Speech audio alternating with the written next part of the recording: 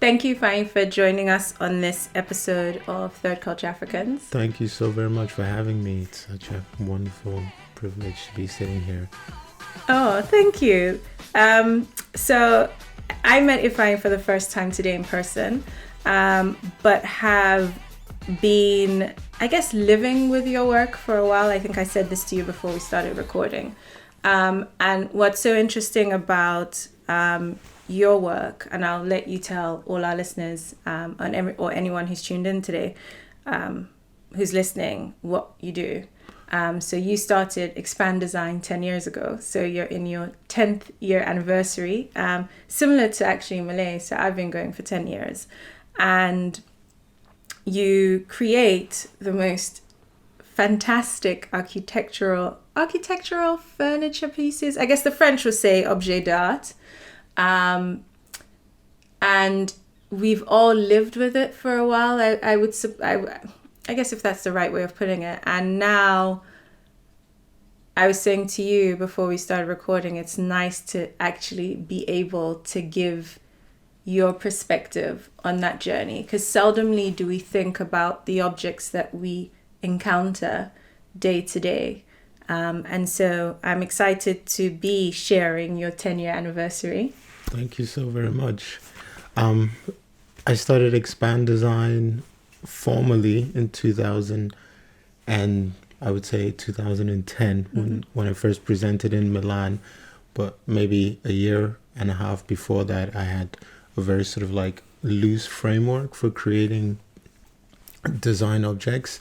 So my background, I'm an architect and a designer, and I wanted a sort of platform to sort of work architecturally at a scale that I could, in a way, like manage myself, basically.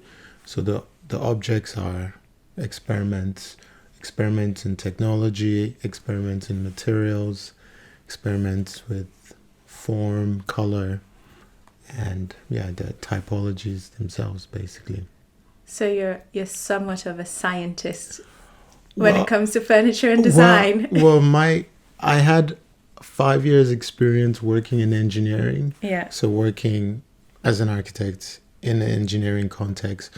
So working through problem solving, like resolving issues with structure and how, like complex architectural scenarios create, urban configurations that would be, more livable, basically. Amazing. Welcome to Third Culture Africans, the lifestyle podcast for dreamers, thinkers, and doers.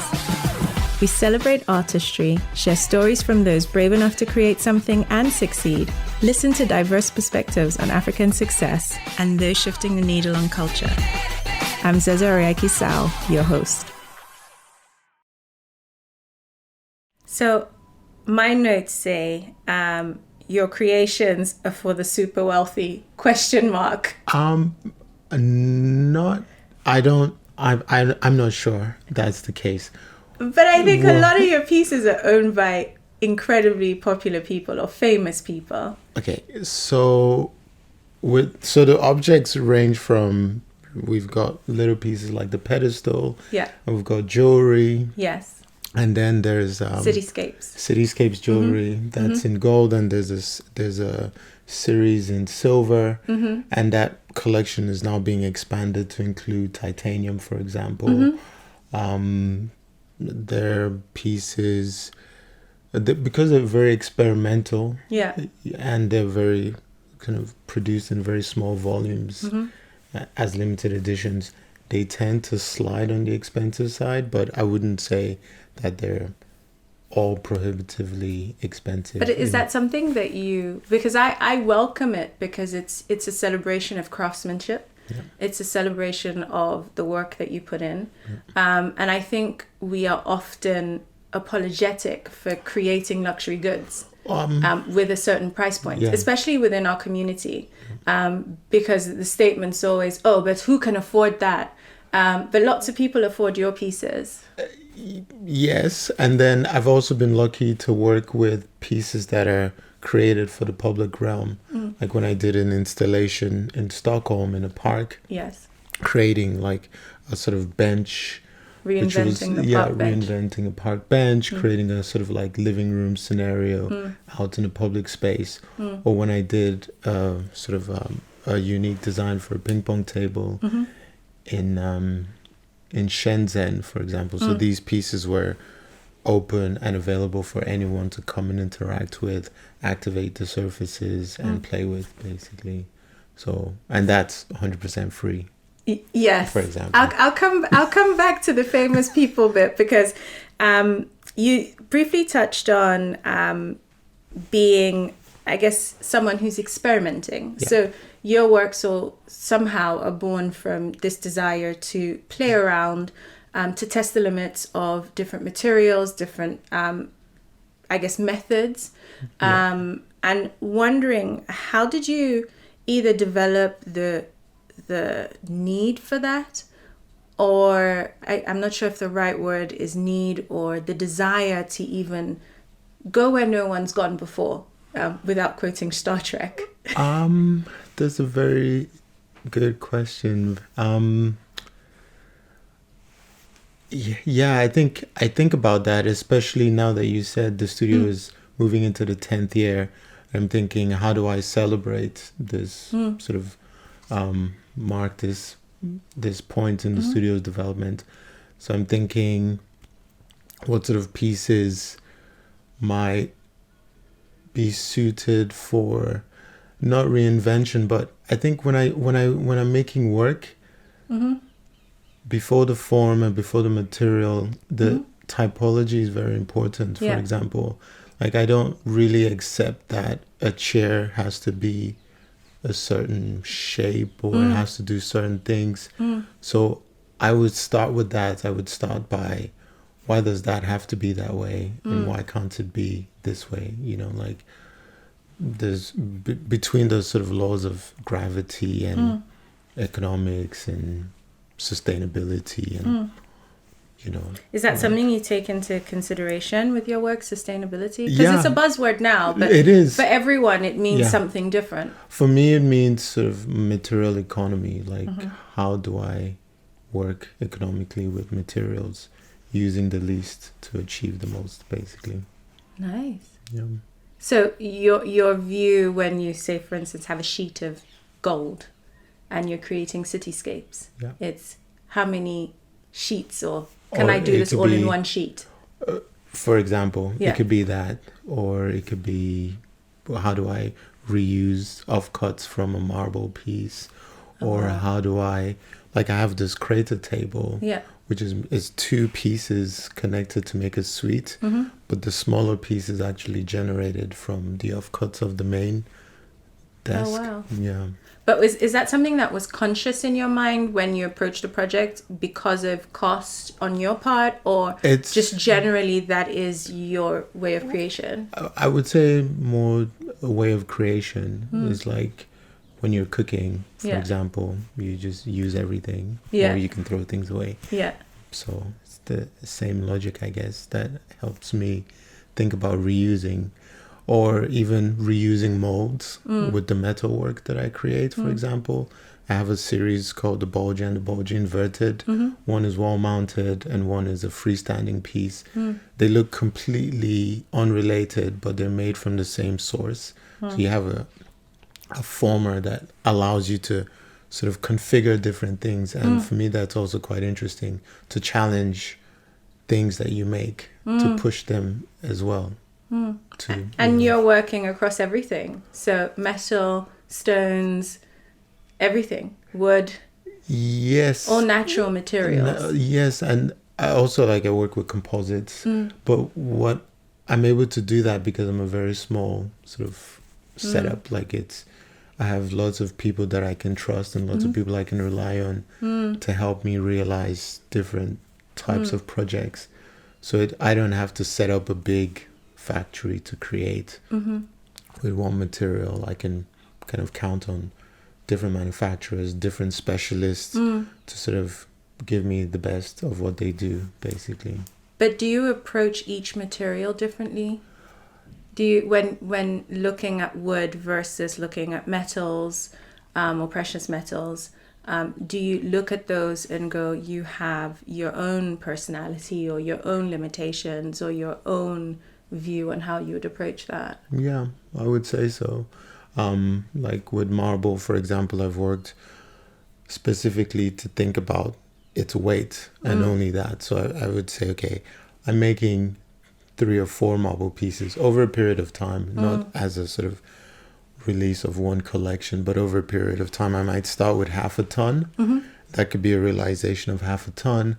And then the next project, I might think, I would like to create something which is vast, but also it could be 20 kilograms or 25 kilograms. So I have to set up these parameters that allow me to work within the material. Or sometimes you let the material do stuff that it doesn't want to do, for example. Nice. But each piece is unique in the sense that, because I think there's always this perception that objets d'art are always handmade, can't be produced in a factory. But your approach to each of your pieces is completely different to that. Yeah. In what sense? Like, yes, to a certain degree, but if you kind of elaborate a little bit. So it was more, I guess where I was going to with that was more around the fact that your pieces aren't just, hey, this is, an object that I've created that is beautiful, that should be appreciated because of the craftsmanship. And the craftsmanship is not always by the works of your hands only. So, for some of your pieces, you would design them, but due to, for instance, a park bench, and the way your park bench is made, you weren't necessarily sitting there with a nail and a hammer knocking the park bench together. Yeah, I would say like very early in my sort of development, I sort of decided to have it's not controversial, but I have a very hands-off approach. Like it's not really about my hand as such. So it's about the generating the ideas and sort of creating the relationships for multiple things to exist within the space of the work, either from the manufacturing perspective or from the using perspective. So like that's for me like the interesting part. So I probably try my very best not to touch anything, like not even, the works assigned, for example, but I try not to sign them sort of, with my own hands, And this is based on, hey, these are my strengths and I'm going to stick with them. Was that conscious for you? It's conscious. If you think about the way buildings are made, where you send off a set of drawings and, the drawings have been checked, the structures have been tested. So all that's left is for someone to actually, or a team of people to actually bring them to life. And I think of furniture and objects in the same way. So for example, the cityscapes, they started off with very kind of small experiments on paper. They kind of evolved into 3D print, and they've kind of moved 3D printing in synthetic materials into 3D printing on metals before they became edited by Elisabetta Cipriani to, a piece that's created by hand in gold, for example. So like they have the sort of like evolution. And how long does that process take on average for you? I like it to take a year, but sometimes it could take a couple of years actually. So that collection has been growing very slowly and steadily since, I would say, maybe 2014, and it's still not even midway yet. And is it something you put on the back burner and then you come back to it and then you feel re-inspired and then you pick it up again? Yeah, so sometimes I get to a point where I actually can't move it any further, but then I might have like a breakthrough. Like sometimes it might take, months or years, but as long as it happens, then, it's totally fine. Wow. For example, with the different scales and how the piece interacts with the body. And that's very kind of intimate. It's not like a chair where everyone kind of has a way of sitting on things. Whereas like with the jewelry, it's very specific and very intimate. So it really kind of has to work and has to be very comfortable. And, so those are things I work through. Great. For example. my notes also say you've been featured, and I kid you not, where have you not been featured? You have been everywhere. Wow. I don't know. I mean, I can list some of them: Harper's Bazaar, Marie Claire Maison, New Yorker, Architectural Digest, FTL Decor, CNN, Vogue, Vanity Fair, Sotheby's, Art Basel, Zaha Hadid, Bauhaus, TFAF, publications and exhibitions alike. Your work has traveled literally the globe. Yeah, I guess I'm lucky that So modest. Well, it's just, You think it's luck? Well, it's a mixture of everything, right? You have to do some of the work, and then you have to have the kind of good fortune to be embraced by these different organizations and people and friends. And you don't think there's anything about your work or you that makes that possible? I mean, the work is just, I think the work is the work. Like, I try to separate myself from it as much as I can. Yeah. Like, like I can go for a walk in the park, enjoy the weather, but the work is just something that is, I try to not make it too personal. It's very strange, but that's why I sort of, because a lot of people say it might be a work of art or it might be a work of design, but if I'm detached from it, then I think it's neither design or art or anything. So what's the inspiration to create then? Because you're saying you detach, but is it a form of your expression that you put out and then let go? No. I mean, you have a responsibility for the works in a way. Yeah. Like, so you don't really detach then? A responsibility meaning they have to, the way it's presented, the way it's talked about, the way it's used, you have to guide people through it. That sort of responsibility. Sorry, what was the question again? I was saying, is it a form of expression mostly for you that you sort of create and then let go? Because you're saying you're able to detach from the work and then let the work live on, essentially. Yeah. But my question was more around, within that, though, there's a part of you that's in the work because you conceptualize it. You think, you ask the why question, right? Yeah. Your thing is you look at something and go, but why can't it be something else? But in the process of doing that, you then labor over, a piece of work or a design, or I guess an alternative answer to how we already see the world, to create, whether it's a discussion or an alternative. That's exactly it. I think it's just to create a way of seeing the world that maybe works for you, like works for me, basically. It's like I see this configuration as working in that scenario, for example. So it's dreaming and experimenting, basically. But once the experiment's done, you're done. Well, no, I'm not really done. I mean, I have to, sometimes it's never the end result, right? Like sometimes the experiment is kind of something that is on a journey towards the next experiment, or as it's being produced or as it's being realized, you find that there might be something else to open up another type of debate or another type of discussion. So I always see them as kind of points, like fixed points within a kind of bigger field. Like it goes back to I think the title of the studio, Expand Design, which is borrowed from a movement where things are literally expanded on by cross-pollination, either through interdisciplinary action or, like something in an expanded field is something that is existing. To infinity and beyond, really. Basically. So I guess for me, back to, where you've been and how your work has evolved from the travel you've done. So Asia, Latin America, North America, Africa.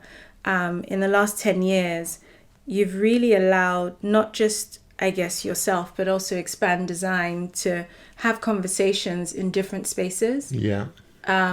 across the world. And being open to that, or that mobility within, I guess, yourself, have you found that that's influenced your work in any way?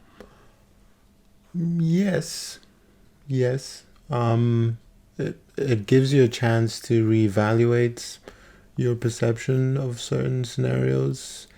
Yeah, I would say so.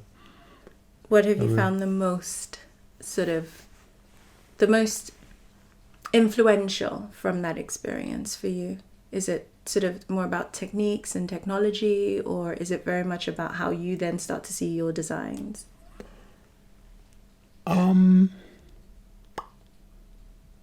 Very difficult to answer. Okay. Extremely difficult. I mean, there are techniques and materials that I tend to enjoy working with more. Mm-hmm. Like, I try to be as neutral as possible, but there's some things that, like, if I'm in a car factory and I'm looking at the way metal's being maneuvered, or just machines and robots and these sort of things, I just, ideas start coming up, and for example. Is it conscious for you though to kind of go, oh, but I must use this because I must use a certain material? Is that conscious for you? I think there's always like a range of things that I must sort of do within maybe before the expiration date, basically. Okay. So I just try to activate different experiments within the studio and then just kind of bring them to life and see how that goes, basically. Okay, so to early you, you went to school you started off schooling in Nigeria. Yeah, so I was born in Nigeria and I left when I was about 17. Mm-hmm. Yeah, moved to the States. And you were in what state in Nigeria? I was in Delta State. And then moved to the US? I moved to Chicago, yes. Oh, the Windy City. Windy City. Was it windy when you arrived? It was actually. It was. I arrived in December. Oh, God. Yeah. It was... a baptism of cold. Yeah, I had been many times, but never in December, so... So you arrived and thought... It was... Well, it was cold. Okay. Snow everywhere, and it was fun. Kind of...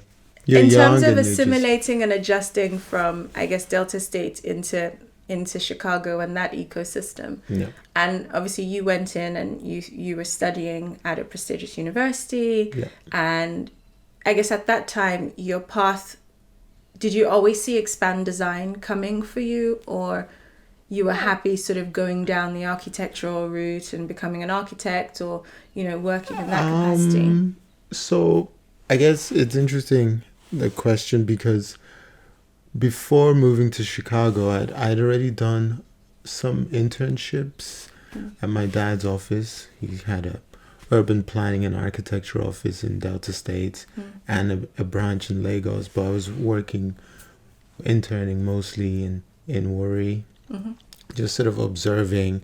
And before, I was moving into university, I had already experimented just a little bit with computer aided design, which was kind of taking on in the 90s. CAD. Yeah, CAD. Taking on what's moved so far now. Yeah. And so I guess by the time I started in first year in university, which was a couple of months after I moved to the States, I was just, already very, not anxious, but I don't know. You were ready to, I was to just kind of, ready you wanted to, more. Yeah, exactly. I wanted more, basically. So I was always sort of questioning things and pushing things and, I don't know. And not then, really accepting things as they were presented, basically. Would you say that's the experiment then? It could be, yeah, because now no one draws by hand anymore. No. Very few people do. And if you're building, you need, like CAD or BIM or other systems to bring your ideas to buildability. But back then it was a debate of, could you actually do that? And as a young person, you're thinking, well, that's not really a good question to ask. Why can't you do that? I mean, if the two outcomes are identical, then yes, the answer is absolutely yes. Basically, so. I guess what were one of your first experiences? The show is Third Culture Africans. And what I found is a sort of common thread amongst everyone on the show being that they're all third culture kids that have followed either a question or a passion or an interest, and at the same time created these businesses that are not only serving, I guess, themselves and that desire, but also serving to create or to forge a path for our culture and our communities, that certain careers or certain choices in careers can be made possible. And what you do is so unique that growing up, I think, you know, it would be like, oh, he's a carpenter, you know? That would be that would be the most rudimentary description. And being a carpenter is not something that, you know, a middle-class African parent would say, you know what, go forth and become the world's best carpenter. Or because certain careers like jewelry design weren't things that were put to the fore in our consciousness growing up. I don't know how it was in your household. I guess I was always a bit experimental. I would, you know, help friends with proposals. People might want, you know, like video games were big in the 80s, and people Big time. Yeah, exactly. Sega Mega Drive. Exactly. I loved my Sega Mega Drive. Sonic. Exactly. I don't know if you're going to see Street Fighter, Sonic, Super Mario. And so people wanted different ways of presenting those things or creating communities to play. You know, have tournaments. Exactly. In the summer. So, I Xerox Fido, you know, Fido Dido, the 7-Up guy. So one of our family friends was great at drawing. And so he would draw these comics with Fido Dido. And then I would go to my dad's office and Xerox them and sell them. So you're very entrepreneurial from a super young age. I quite enjoyed it. That's great. But I found that actually early on I had no idea what I was doing. I just thought the idea of Xeroxing these comics, which I was enjoying, needed to be shared. That's amazing. And I guess, is there a part of your work, and I say that because is there a part of your work for you that is about sharing? Absolutely. Because I'm not really making the work for my use. I also try not to live with my work wherever possible. Really?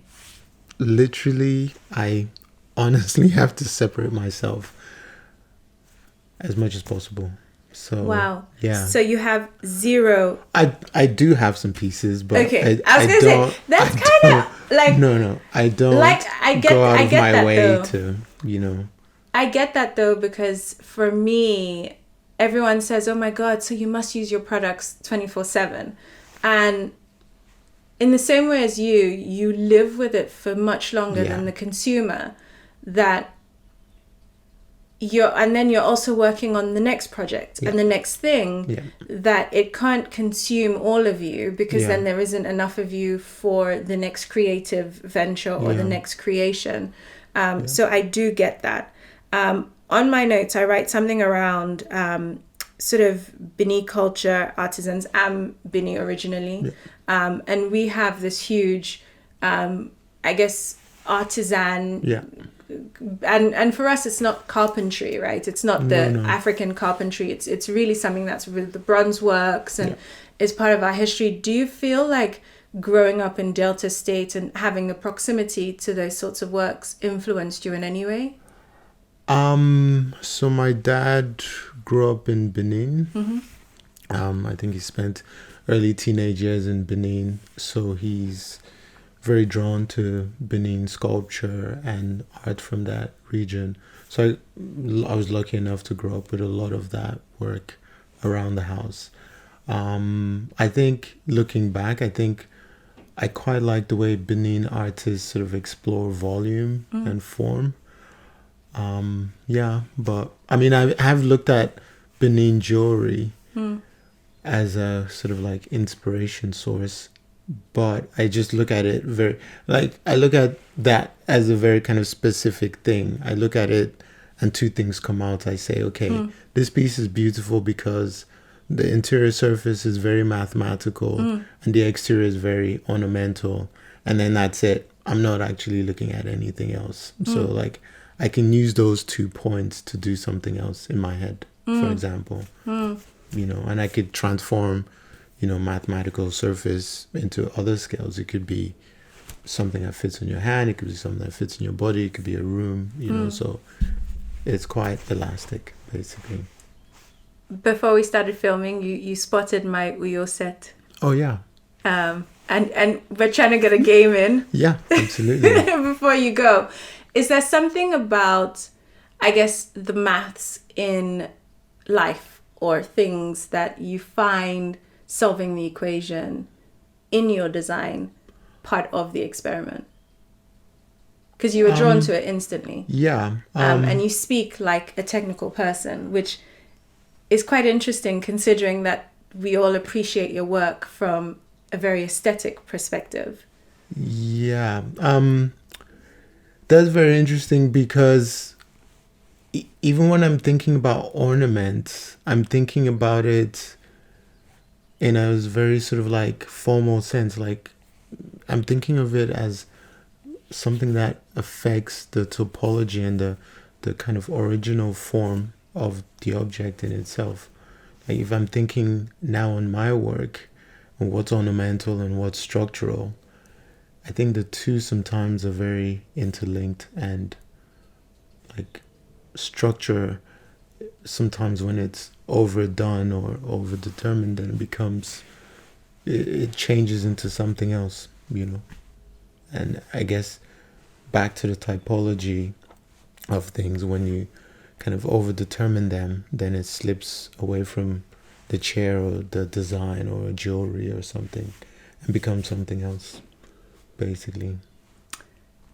One of my questions, and this is my own personal question, because I'm just nosy. Who's one of the famous people that owns your pieces? Because you just had a whole thing in Harper's Bazaar. Harper's Bazaar, I think it's Harper's Bazaar Home, they call it, right? Yeah, interiors. Yes, yeah. And you just had a whole thing, a profile on you and I guess your pieces. Yeah. Do you know the people who have Yeah, your pieces? I know some of them. Most famous? Go on. Go on. I'd rather. Go on, tell us. Tell us, or we'll have to Google it. I don't know. Like, no one's actually posted anything yet, so we see it in the magazines when they shoot their interior and their homes. Yeah, but I'd rather just let them enjoy their discretion of, you know, living with. Do you sometimes know who's bought your pieces? Yeah, sometimes. So you know? Yeah, sometimes I do. Like some people I know about, some I don't. Or I might get a picture from the gallery to say such and such collector bought something. This is what he does. This is what she does. Do you have a pinch me moment? Have you had like someone who you fan over, like buy your work? Yeah, I mean, there's some sort of experts. Yeah. Who I've come across as I was learning and developing, who developed an appreciation for the work in return, and that's very sort of gratifying and rewarding, basically. Your first pinch me moment in your career? It's been 10 years. I guess when you look back, sometimes you think I actually did that and it's just a little bit crazy. Either creating some of the works, some of them are just completely crazy. Or the idea to show them without any sort of like framework as such, and just kind of going on a whim and saying, I want to show in this city, I want to show this.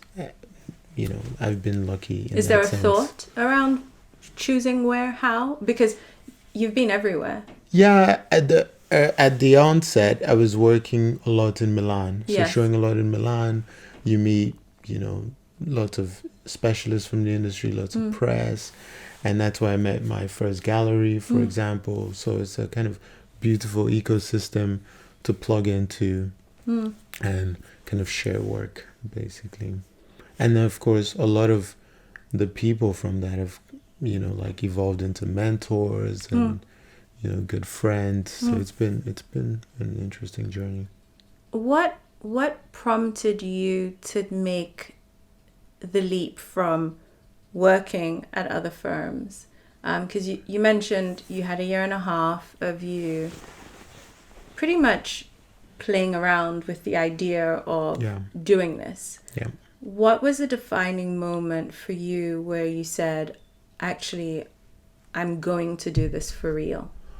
So I had made maybe one piece, a few pieces, and when I wanted to present like a collection, like a first sort of collection of work, different ideas put together to create something coherent, I thought I probably would benefit from having a framework, like a more formal setup, just for everyone's benefit, for my benefit, and for the benefit of anyone who might wish to interact with the pieces. So I just gave up a salary and decided to go for it. Oh, I just the salary. I was at the point I was working part-time anyway, so you had already committed to it. Partially, yes. Wow. Yeah. Wow, that's incredible. Now, where next? 10 years in. 10 years in, I'm excited. Where'd you go next? I'm excited about, creating new work, same materials. I think the next pieces will be in wood and possibly some jewelry and titanium. Titanium is very interesting because it's unlike other metals, like precious metals that have been kind of prehistoric. Titanium was only invented, I think, in 1800s and became sort of like an industrial kind of material in the 60s. As opposed to one of design, Yeah, so I'm learning a lot, I guess. I'm still learning a lot. And Is there an element of education with what you do? Yeah, very much. Every day. Like everything is kind of educational. Like I have to learn. I have to push the people that are teaching me about manufacturing and push it. Everything has to be kind of pushed. And is there an aspect of this, because what you do is also so technical that almost I want to say that I wish I paid more attention in physics, because there's such a element of that, right? Understanding the limits of a material to then be able to stretch your imagination to figure out what can I create out of this that perhaps the world has never seen before, and how can I do this in a way that's unique to you, the creator, and also unique to the end consumer should they interact with it. Because I think what's most special about your work is that everything that you do is stuff that people interact with. None of it is sort of ornamental. Yeah, true. Thanks. Thanks. That's a very kind observation. But it's true. Yeah, it's it's just my interest in materials and technology that drives a lot of it, I guess. Great. So next 10 years, more creations, and also like moving towards architecture, like creating more sort of kind of spaces, architectural scale projects. I've done a few over the last 10 years, but I think this year already I'm working on 2. So let's see how that goes, and it'd be great to. And for a young person who's considering I guess, exploring, and I don't want to say objet d'art or furniture, because after our conversation now, it seems like a lot more than that. For someone who's considering putting out their own work or testing if their own experiments will yield anything in the way that you have, what advice would you give to someone who perhaps sees wood in a different way to the way the rest of us do, or another stone in the way that different to the way I would see it, but somewhat in the same train of thought as in the way that you see it, and they don't know where to begin? Well, I think the best way to begin is just to begin, and just to sort of like take a leap. And because this is it's a game, not a game, but there's a lot of unknowns, and the only way to find out how far you can stretch something is to actually stretch it and to test it out. And I think young people today can do so much with social media, and just to have a kind of capacity to reach a lot of people with images, and so just to go out there and make something and present it in whatever platform, social media, exhibitions, and anything, just to get out there. Where do people, for anyone who's listened to this episode and has no idea about Expand Design or your work, where can they interact with or find your work anywhere in the world? Like, if you can list a few places, because there's a lot of places. Yes, so you can find my work I have a gallery in Paris, who also has a space in Megève, Gallery Amel Sawyer. She's been showing the work since 2013. I have a gallery in London that shows the jewelry works. Gallery Elisabetta Cipriani. She works mostly with artists to sort of present creation by artists.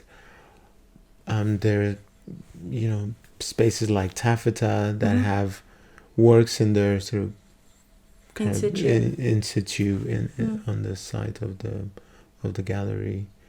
And then upcoming shows. Upcoming shows, I'm discussing at the moment to do something in London, in Soho. Nice. And that would be nice. It's still sort of early days, but it would be a nice way to show in London. I've done some of the design fairs in London, some of the art fairs in London, but it would be, like a nice way to show work in a kind of gallery in central London.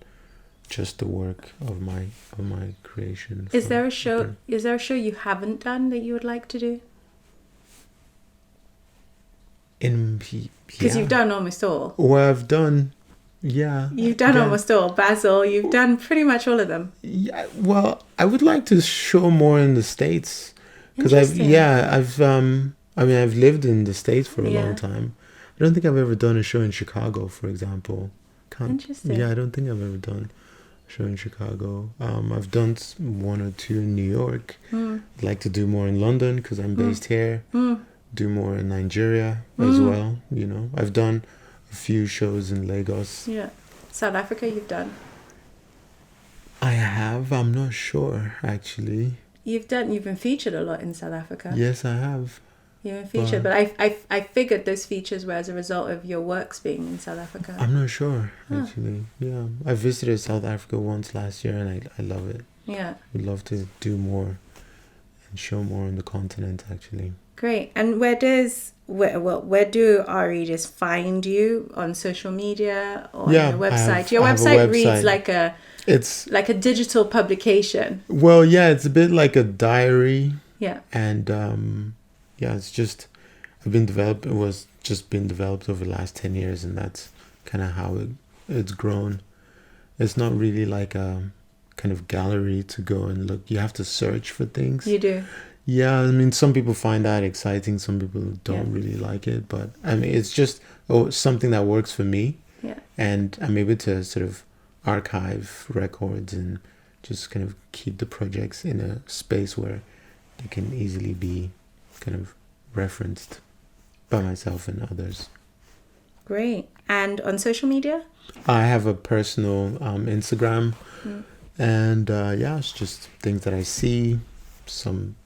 I share some of my work on there sometimes. It's my name, first name, last name, Ifeanyi Oganwu on Instagram. Okay. So one of the things I do on the show is, I guess, have our listeners know what your real name is. Because living in developed worlds or first worlds, our names all get twisted. My real name is as shown. Basically. No, but the pronunciation though. Okay, that's quite controversial. The pronunciation is where it gets quite, should I say, and I personally accept whatever version I get of my name. Okay, what version? I get Zizi, I get, oh God, I don't even bother with my full name, which is Osazeme. Osazeme, okay. But so, I get Osazman, Oz. I've gotten every version. Yeah. You know, how is your name said properly?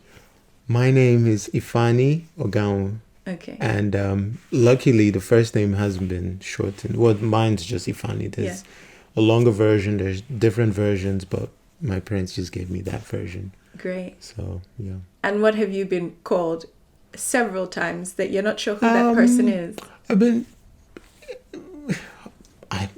To be honest, it just flies. It's mostly the way people write it. Okay. You know, like, because lots of emails or letters and things. So people just, spell it. I like Epiphany, like when people call me like... Epiphany? Yeah. Stop. No, I'm serious, yeah. I've been called that, so Epiphany. Totally cool. Yeah. Wow. Thanks for joining us, Epiphany. Pleasure to share. Yeah, mine is when they take a deep breath. They take a deep breath and I know it's me. I just get up. I'm like, yeah, it's me. Yeah, I'm coming.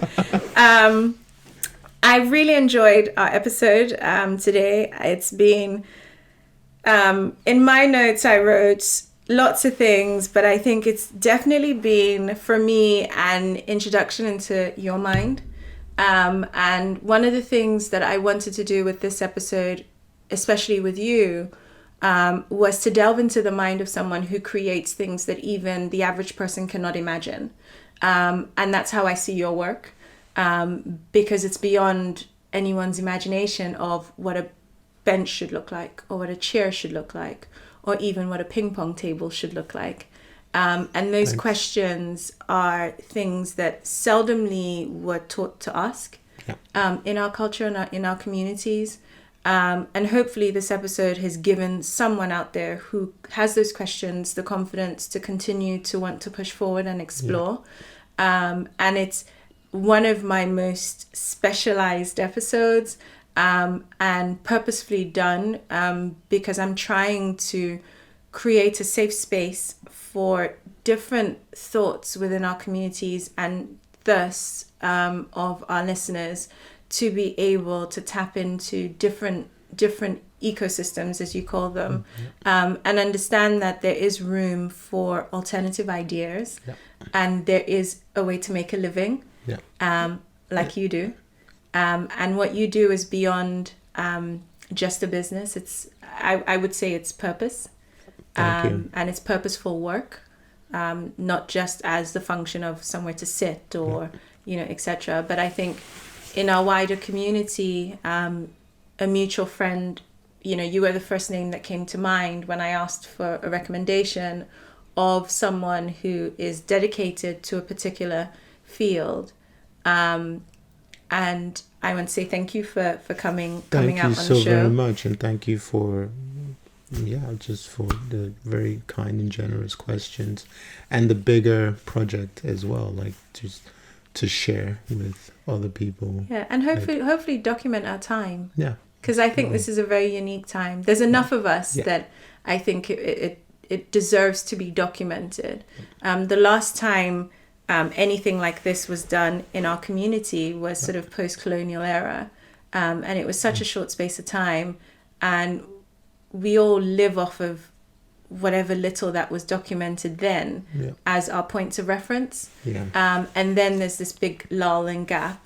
And to be able to create or start to create that point of reference again, where it is curated by us, and not curated in a fragmented manner, based on each of our individual pursuits in our individual spaces. I woke up one day and was passionate about the thoughts and started the podcast. Really amazing. And are you going to have an opportunity to turn the table and have your listeners hear your story as well? Oh, goodness. I keep toying with the idea of that. I guess if people leave us comments on this episode, perhaps it's something I'll do. I think I do it like you in our individual spaces a lot. But yeah, if that's something that our listeners would like, then for sure I would share my journey, and even just the evolution of, in the same way that you've evolved in your career. I think we all are open to evolving, and I think that seems to be a common thread. And certainly from your episode today, it was very much about, you know, asking the questions and being open to putting yourself at the fore to kind of exploring that. So thank you so much for joining us on this episode of Third Culture Africans. Thank you. And looking forward to seeing your next project. I will be so happy to share them. And I'm sure it's going to be impressive. And perhaps another part of the world that no one's ever explored. You will be there. That would be great. Great. Thank you so much, Ifeanyi. Thank you so very much for having me. Okay. Thank you for listening to this episode of Third Culture Africans, the Lifestyle Podcast. We would love to hear from you. So please find us on Facebook or Instagram at Third Culture Africans and leave us a comment. A review goes a long way in getting our show noticed. So please leave us one if you enjoyed this episode, and we'll see you next time.